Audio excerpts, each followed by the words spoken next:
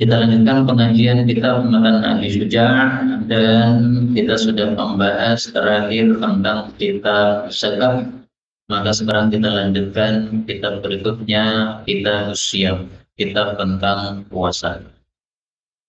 Qala al-muallif rahimahullah ta'ala wa nafa'ana bihi wa bi'ulumihi bid-darain amin. Kitab Syiyam, kitab tentang puasa. Syurutu syarat-syarat wujub syiyam, wajibnya puasa.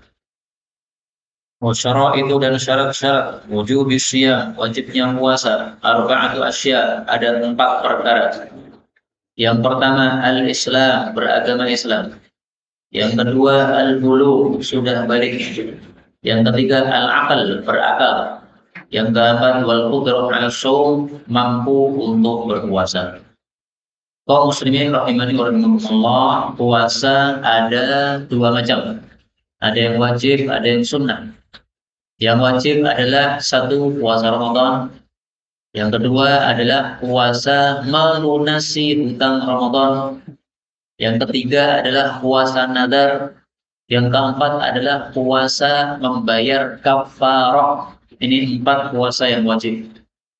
Yang selainnya adalah puasa sunnah. Nah, sekarang puasa yang wajib. Wajibnya itu syaratnya apa saja sehingga wajib? Beliau mengatakan syaratnya ada 4. Syarat yang pertama adalah harus beragama Islam. Artinya kalau tidak beragama Islam, dia tidak wajib puasa.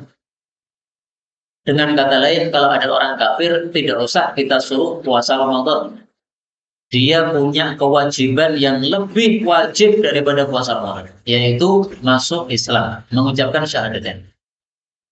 Tetapi meskipun orang kafir tidak wajib untuk puasa, dengan kata lain, tidak usah kita tuntut untuk puasa, tapi mereka berdosa gara-gara tidak puasa.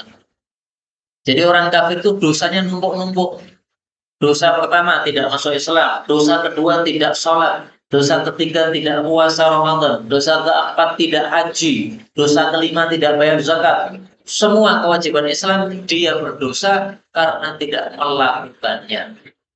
Jadi nanti di akhirat dihitung oleh Allah. Ini dosamu ini tidak sholat, ini dosamu ini tidak bayar zakat. Dalilnya apa? Dalam Quran dalilnya. Allah mengatakan, "Ma salakakum fi saqar? Qalu lam naku minal musallin." Mereka ditanya, "Kenapa kalian masuk neraka Saqar?" Mereka menjawab, "Kami tidak sholat." Berarti yang tidak sholat, orang-orang kafir yang tidak sholat, masuk neraka gara-gara tidak sholat. Demikian juga Allah Subhanahu wa taala mengatakan, "Alladzina la yu'tuna az-zakah wa wailul lil musyrikin." Celaka orang-orang musyrik. Alladzina la yu'tuna az-zakah, orang-orang yang tidak mau bayar zakat. Wa hum bil akhirati hum kafirun, dan mereka kafir terhadap akhirat. Jadi celaka kenapa? 1 karena kafirnya, 2 karena tidak mau bayar zakat, demikian juga tidak mau puasa, tidak mau dan lain-lain. Kemudian syarat yang kedua balik. Maka yang belum balik belum wajib puasa. Anak-anak kita yang masih SD belum balik, maka dilatih puasa Ramadan tapi belum wajib.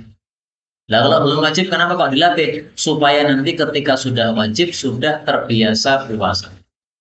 Demikian juga anak-anak kita yang perempuan, meskipun mereka belum balik, belum wajib untuk menutupkan jilbab pada rambutnya, dilatih.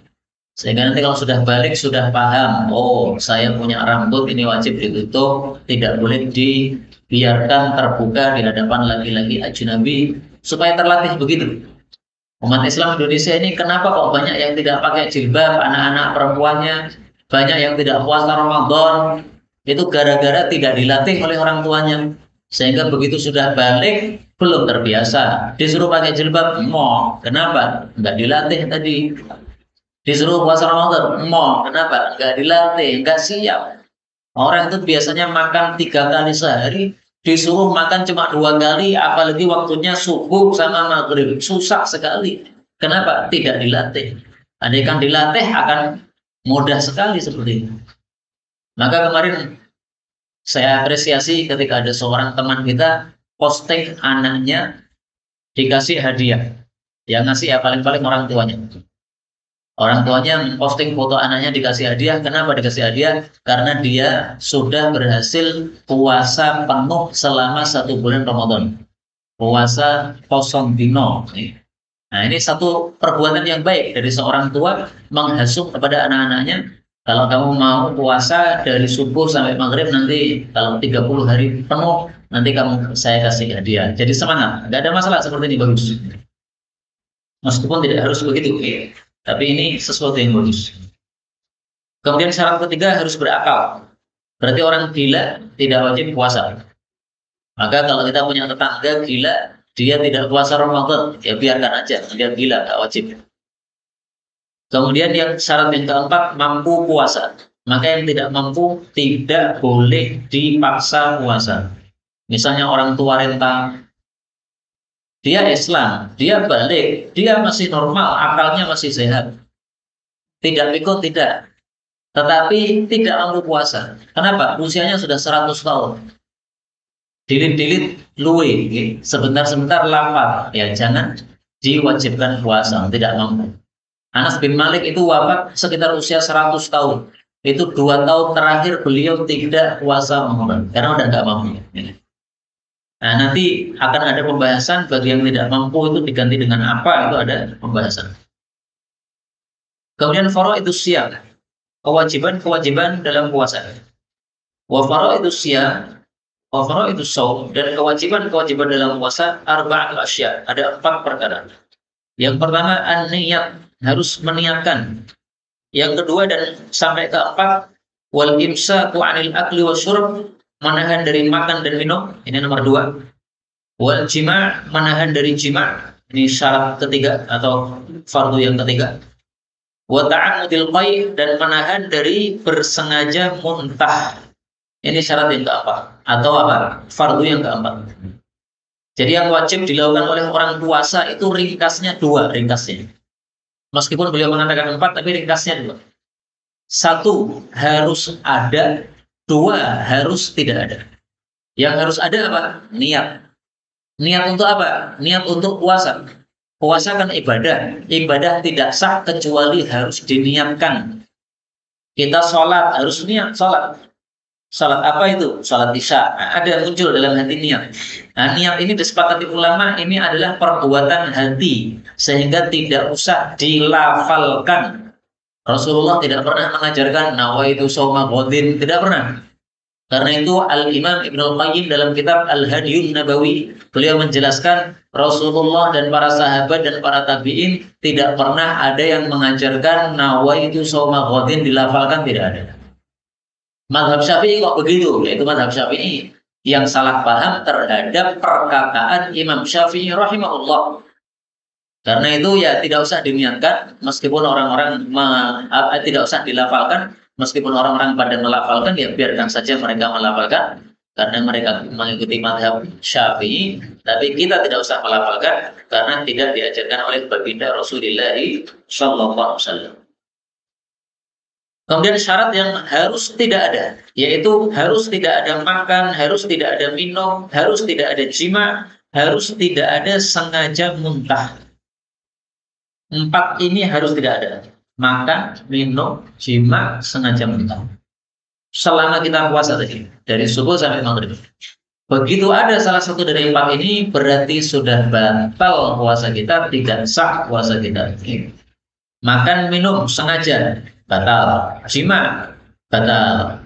Sengaja muntah, batal. Berarti kalau muntah tidak sengaja gimana? Tidak batal. Jadi orang muntah itu 2 macam. Kalau dia karena perutnya mual, gara-gara naik mobil jalannya berleo-leo, akhirnya muntah, tidak batal puasanya. Tapi kalau disengaja, wah saya ini kekenyangan, saya pengen muntah saja, supaya saya tidak terlalu kenyang. Akhirnya kemudian dilikitik sini, ya, pakai lidi atau pakai apa? Nah, gara-gara bikin geli, akhirnya muntah. Nah, ketika muntah disengaja, ini puasanya batal. Sabda Rasulullah SAW, man dara'ahul qai, barang siapa yang terkalahkan oleh muntah, fahuwa sha'im falaysa 'alaihi qada, maka dia tidak wajib mengganti puasanya. Wa man istaqa'a falyaqdi. Tapi kalau sengaja muntah, maka dia wajib mengganti puasanya. Kemudian mufattirat shaim. Pembatal orang puasa. Walladzi yuftiru bihi shaim. Dan perkara-perkara yang menyebabkan batalnya orang yang puasa itu adalah asyratu asya, 10 perkara. Nomor 1 sampai 2, ma wasala, sesuatu yang sampai amdan sengaja ilal jauh, ke dalam tengah kita atau perut kita, warroksi, dan kepala. Ini karena 10 kita bahas satu persatu. Jadi sesuatu yang masuk ke perut kita membatalkan puasa. Misalnya kita berkumur-kumur kemudian sambil minum. Ketika berwudu berkumur-kumur sambil minum, batal. Atau kita memasukkan air ke lubang hidung, didahsyatkan, akhirnya masuk ke perut melalui tenggorokan, batal puasa. Kalau kita sudah berhati-hati, jadi memasukkan ke lubang hidung, berhati-hati karena sedang puasa. Sudah berhati-hati, ternyata masuk juga tidak sengaja. Karena misalnya tiba-tiba keselak atau kesedak saat itu juga, nah berarti dimaafkan. Tapi kalau kita mendahsyatkan, akhirnya masuk, batal puasa kita, karena kesalahan kita sendiri. Demikian juga berkumur-kumur. Kita sudah berhati-hati berkumur-kumur, tiba-tiba apa? Batuk atau tiba-tiba terjadi sesuatu di tenggorokan, masuklah air tadi, tidak batal. Tapi kalau kita sengaja dahsyatkan berkumur-kumurnya pada saat puasa, gara-gara dahsyat tersebut akhirnya masuk, puasanya batal. Demikian juga yang masuk pada kepala. Misalnya disuntikkan kepada kepala kita. Ada nggak suntik di kepala? Nah, kalau ada disuntikkan di kepala, berarti obatnya masuk dalam kepala kita, batal itu. Maka tidak semua suntik itu apa? Membatalkan puasa. Bisa membatalkan, bisa juga tidak membatalkan. Kemudian pembatal yang ketiga, wal huknah, dan suntik fi ahadis sabilain, pada salah satu dari 2 jalur. 2 jalur ini maksudnya kencing, jalur kencing sama jalur BAB, kubul sama dubur. Seseorang yang sakit kemudian dimasukkan selang pada kubulnya. Nah, lewat selang tadi kemudian dimasukkan sesuatu. Nah, berarti puasanya batal. Kenapa batal? Ya karena masuknya as-sabilain, salah satu dari 2 jalur tadi. Pada bulan Ramadan kemarin banyak orang bertanya, boleh juga ketika puasa Ramadan ini melakukan vaksin? Nah, maka jawabannya 2. Yang pertama, kalau vaksinnya halal, maka halal. Kalau vaksinnya kandungannya haram, maka haram. Yang kedua, suntik vaksin di bulan Ramadan, kalau yang dimaksud adalah di siangnya ketika puasa, maka diperselisihkan oleh para ulama. Ada yang mengatakan membatalkan, ada yang mengatakan tidak membatalkan. Karena itu, karena diperselisihkan oleh para ulama, paling bagusnya ambil jalur yang aman. Suntiknya nanti malam saja. Ini saya mau divaksin nih, mau suntik, jelas halal isinya, oke silakan. Tapi nanti aja, habis buka puasa. Itu kalau kita mau jalur aman. Tapi kalau tidak bisa kecuali di siang Ramadan, ya silahkan aja. Karena memang sebagian ulama berpendapat tidak membatalkan puasa kita. Termasuk guru saya, Syekh Mustafa Al-Adawi.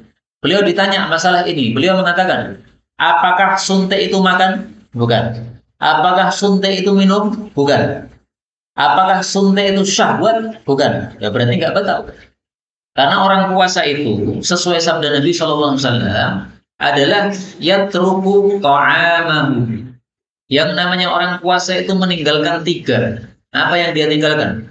Yatruku ta'amahu, dia meninggalkan makannya. Wa syarabahu, meninggalkan minumnya. Wa syahwatahu, meninggalkan syahwatnya, jima. Berarti kalau bukan makan, bukan minum, bukan syahwat, tidak batal puasanya. Suntik makan bukan? Bukan. Nggak ada orang mengatakan suntik itu makan, nggak ada. Suntik minum bukan? Bukan. Tidak ada orang mengatakan suntik itu minum. Apakah suntik itu syahwat? Tidak ada orang mengatakan seperti itu. Berarti tidak batal. Nah, ini fikirnya guru kami, Syekh Mustafa Al-Adawi, hafizahullah ta'ala. Bahkan termasuk apa namanya, orang sakit kemudian sampai di opnam, itu meskipun yang dimasukkan ke dalam tubuhnya itu adalah pengganti makanan, sehingga berhari-hari dia di opnam, dia tidak makan sama sekali, tidak terasa lapar karena sudah ada cairan yang dimasukkan dalam tubuhnya pengganti makanan. Menurut fikih beliau itu ya tidak batal puasanya. Kenapa? Karena di opnam itu apakah makan? Bukan. Dek turu kok mangan pi. Apakah minum? Bukan juga. Apakah syahwat? Bukan juga. Ya berarti nggak batal. Tapi terus terang kalau saya pilih yang berhati-hati, sehingga orang kalau dimasukkan ke dalam tubuhnya cairan pengganti makanan dan minuman, maka berarti hukumnya sama dengan makan minum. Puasanya ya batal. Jadi orang sakit, di rumah sakit, di opnam, kemudian dimasukkan ke dalam tubuhnya cairan pengganti makan minum, batal puasanya. Tapi kalau dimasukkan ke dalam tubuhnya suntik obat, bukan pengganti makan minum, obat saja, maka itu tidak membatalkan puasanya. Ini fikih yang saya pilih, dipilih dibedakan antara keduanya. Kemudian pembatal keempat, wal qaybu amdan, dan muntah secara sengaja. Ini sudah kita bahas. Pembatal kelima, wal wat'u, dan jima' amdan, sengaja, fil farji, pada farji. Jadi syaratnya harus sengaja, syarat yang kedua harus farji. Adapun kalau tidak sengaja, jadi lupa ini bulan Ramadan, akhirnya jima', ini tidak batal puasanya. Meskipun aneh, bin ajaib kalau ada orang seperti itu. Kemudian harus di farji.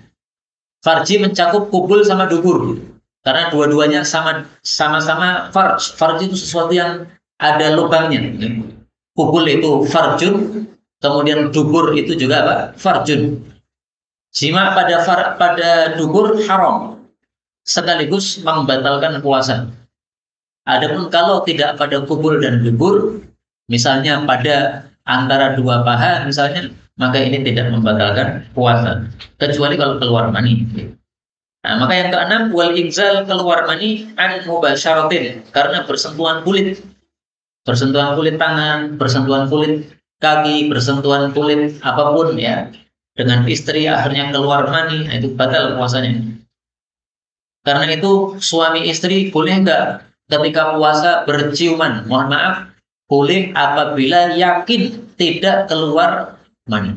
Dan kalau yakin keluar mani, tidak boleh ciuman. Yang ketujuh, wal haidu, dan haid, puasanya batal. Yang kedelapan, wan nifas, dan nifas. Nifas itu definisinya dalam mazhab Syafi'i, darah yang keluar setelah melahirkan, itu nifas. Maka kalau sebelum melahirkan bukan nifas. Jadi misalnya ini wanita sudah berada di tempat kubidan, sudah bukaan 5, tinggal sebentar lagi keluar bayi. Bukaan 5 itu biasanya sekitar 1 jam sampai 2 jam, itu bayi akan keluar. Keluar darah, nah, dalam mazhab Syafi'i bukan darah nifas. Kenapa? Belum lahir. Kalau mazhab Hanafi itu sudah darah nifas itu. 1 atau 2 hari keluar darah sebelum melahirkan, itu sudah dianggap nifas, mazhab Hanafi. Tapi kalau kita bicara mazhab Syafi'i, darah nifas adalah darah setelah keluarnya bayi, ya, itu namanya nifas. Ini sering banyak ibu-ibu bertanya, termasuk kemarin ada yang bertanya, ini istri saya puasa Ramadan, kemudian melahirkan anak, tapi sebelum melahirkan anak itu keluar darah. Nah, ini sudah dianggap nifas atau bukan? Nah, kalau saya menyarankan, karena kita ini orang Indonesia, mazhab yang biasa dipakai di Indonesia mazhab Syafi'i, pakai mazhab Syafi'i saja. Itu bukan nifas, karena darahnya keluar sebelum melahirkan. Nah, maka ini definisi nifas tolong dicatat baik-baik untuk para ibu-ibu supaya ngerti apa itu nifas. Nifas adalah darah setelah melahirkan, itu nifas. Sebelum melahirkan bukan darah nifas. Meskipun mungkin darahnya warnanya sama, baunya sama, yoguen. Yang penting bukan darah nifas. Kemudian yang ke-9, al-junun, gila. Ada orang puasa Ramadan. Pada waktu zuhur dia masih normal. Pada waktu asar jadi orang gila. Nah, puasanya batal. Yang ke-10, wariddah, dan murtad. Na'udzubillahi min syarri dzalik. Murtad ini menyebabkan amalnya gugur semuanya. Sebagaimana kalam Allah di dalam Al-Quran, la in asyrakta la yahbatanna amaluka. Surat Az-Zumar ayat 65. Walaqad uhiya ilaika, sudah diwahyukan untuk kamu, wa ilal ladzina min qablika, juga untuk umat-umat sebelum kamu, la in asyrakta, kalau kamu syirik, la yahbatanna amaluk, sungguh betul-betul amalmu semuanya gugur. Wala takunanna minal khasirin, kamu juga termasuk orang-orang yang rugi. Jadi orang puasa Ramadan kemudian gugurnya murtad, alhamdulillah. Nah, itu sudah puasanya batal langsung. Bahkan seandainya dia puasa dari tanggal 1 Ramadan sampai tanggal 30 Ramadan, masih muslim. Jam 5 sore tanggal 30 Ramadan, dia murtad, naudzubillah. Maka semua puasanya dari awal Ramadan hancur semua, bahkan semua amalnya sejak dia masuk Islam atau sejak dia balik, semuanya batal, semuanya tidak ada nilainya di hadapan Allah Subhanahu wa taala. Tapi kalau dia kemudian masuk Islam lagi, amalnya balik lagi. Karena itu orang yang sudah haji kemudian murtad, hajinya hilang, ya kan? Kalau dia masuk Islam lagi, nggak usah haji lagi, nggak wajib haji lagi. Tapi kalau mau haji lagi silakan. Tapi tidak wajib haji. Kenapa? Hajinya yang dulu gugur gara-gara murtad, balik lagi ketika dia masuk Islam. Ini fikih yang dipilih oleh mazhab Syafi'i. Meskipun saya jujur ini masalah khilafiyah, sebagian ulama mengatakan kalau sudah murtad berarti sudah gugur semua amal. Kalau dia masuk Islam lagi, wajib mengulangi amal-amalnya lagi. Yang sudah haji wajib haji lagi. Kenapa? Hajinya sudah gugur. Tapi yang kita pilih mazhab Syafi'i saja karena kita orang Indonesia, ya. Berarti kalau sudah masuk Islam maka sudah tidak wajib haji lagi. Saya tambah satu pembahasan lagi nih. Ma yustahabbu, apa yang disunahkan lis-shaim, bagi orang yang puasa. Wa yustahabbu, dan disunahkan fi shaum, pada saat puasa, salah satu asya, 3 perkara.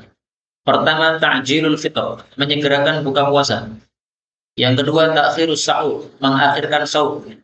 Yang ketiga, tarkul hajr, meninggalkan perkataan yang jelek, minal kalam, dari perkataan.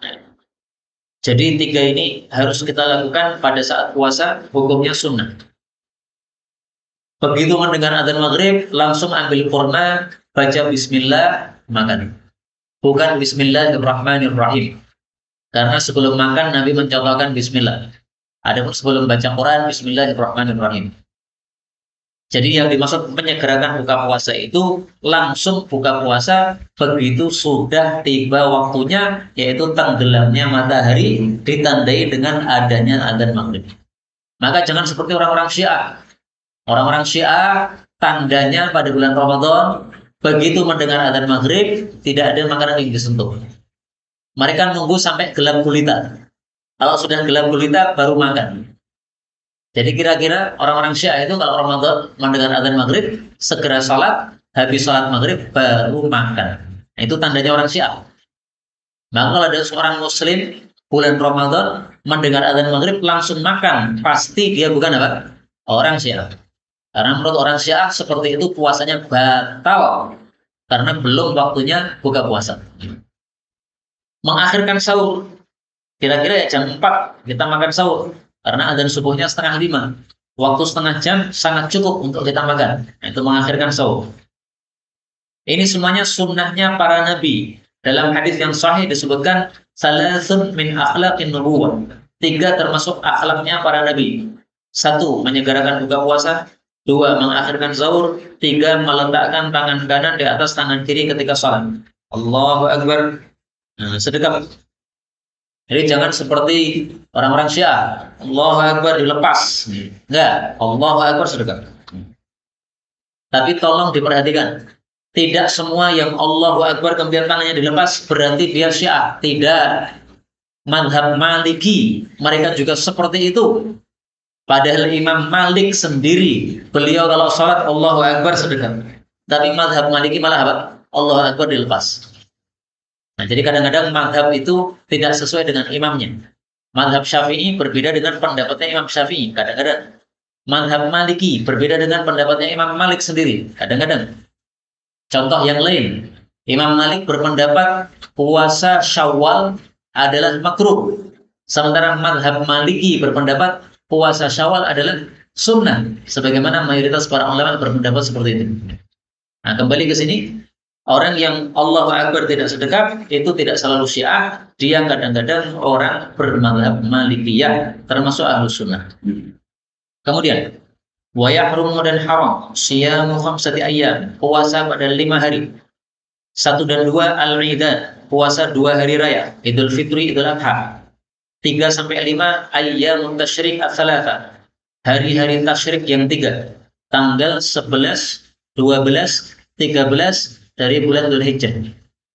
Plus tanggal 1 Syawal plus tanggal 10 Dzulhijjah. Ini 5 hari dalam 1 tahun haram kita untuk berpuasa. Selain dari 5 hari ini, hukumnya larangannya hanya makruh saja. Puasa hari Jumat saja, apa hukumnya? Makruh.